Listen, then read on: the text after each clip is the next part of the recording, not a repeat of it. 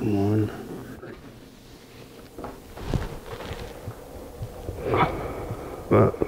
My foot's. Oh, no.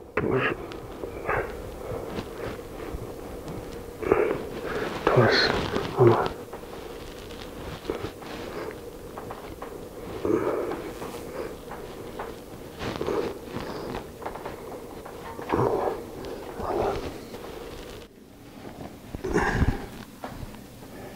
I don't think people, even with the ice bucket challenge, I still don't think people realize what ALS is.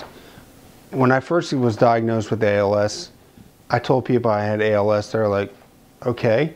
I said, that's Lou Gehrig's disease. They've heard of Lou Gehrig's disease, but they really don't know what it means.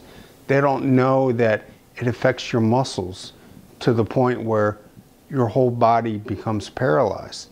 They don't understand that. They don't understand that it affects your speech and your swallowing. Eventually I have to get a feeding tube. They don't understand that. They don't understand that, you know, I won't be able to talk at some point the way the disease progresses.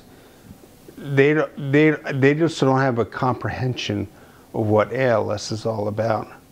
And that's you know, people that come up, they want to shake my hand. I can't shake my hand. I can't lift my arms.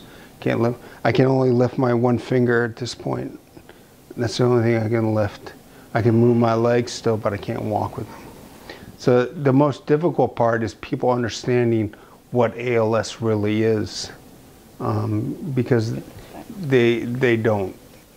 So this is our routine that we do. Getting into bed. All ready? All right, 1, 2, 3.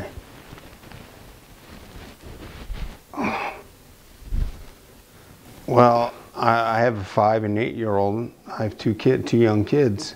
My son just started playing basketball this past year. And one of the things he said was, Dad, you can't even help me practice because you can't walk or you can't shoot a basketball. So stuff like that really hurts when you know you can't do those things with your kids any longer. That's the biggest thing. Not being able to help around the house with my wife. I sit here and I want to help my family do things, help clean up, but I physically can't do it any longer. I want to continue to work, be productive in society. I can't do it anymore. My daughter still doesn't understand what's going on. She just knows I can't walk and all this stuff, but my son understands about ALS.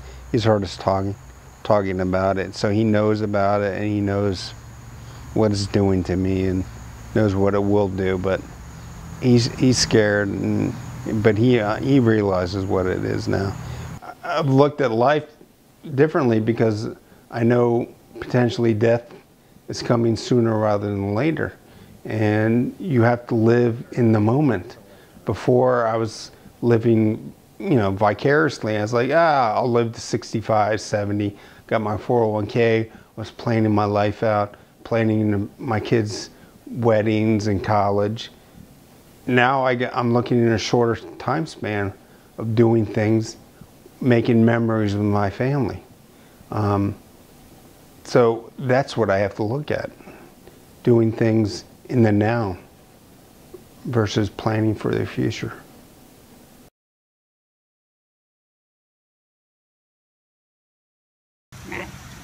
My name is Michael Murray. I have ALS. I'm going to be performing the Ice Bucket Challenge. ALS has taken the use of my arms, so I have 3 assistants helping me today. My son Matthew, my daughter Madison, and my niece Maddie. Ready! Aim! Fire!